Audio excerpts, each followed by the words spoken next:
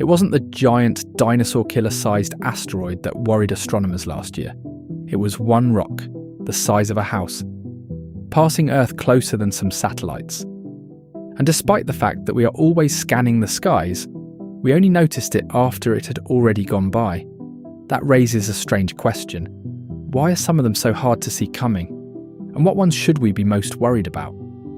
You see, danger isn't always just determined by the size.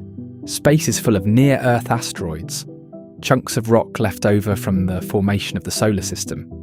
Most of them stay safely in the asteroid belt between Mars and Jupiter, but some get nudged by gravity into new paths that cross Earth's orbit. These are called near-Earth objects.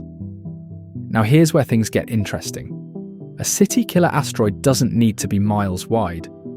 A rock just 50 to 150 metres across, roughly the size of a football pitch, can release more energy on impact than a nuclear bomb. And we've already seen the scale of damage an asteroid this size can do.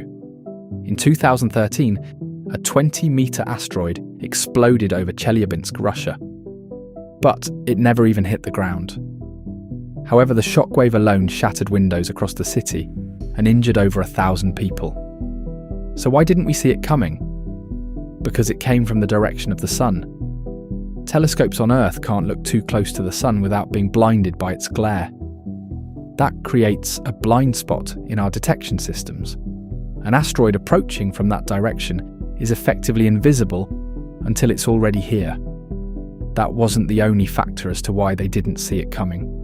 The asteroid didn't just drift toward Earth, it was being pulled towards it, sucked in by gravity and constantly changing its speed. As it approached, it accelerated. That means even when one this small hits, it can deliver an enormous amount of energy. And those aren't the only tricky ones. Some asteroids are dark, made of carbon-rich material that reflects very little sunlight. They're like cosmic asphalt. Even large ones can be hard to detect because they don't shine brightly against the black of space. An asteroid that's 100 metres wide but discovered years in advance isn't the same threat as a 30-metre asteroid discovered 2 days before impact. The physics might be similar, but our ability to respond is completely different. And yes, currently, there are real objects on the watch list. Space agencies track thousands of near-Earth asteroids and calculate their future paths, even decades ahead.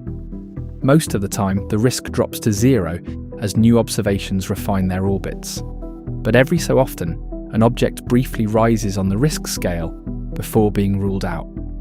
That's because predicting asteroid paths is a constant update process. Tiny gravitational tugs from planets, even the pressure of sunlight itself, can slowly shift an asteroid's orbit over time.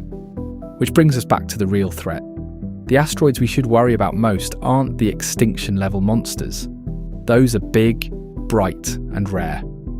And we'd almost certainly see them coming decades in advance. It's the mid-sized ones, especially the dark ones, especially the ones coming from near the sun, and especially the ones we only detect at the last minute.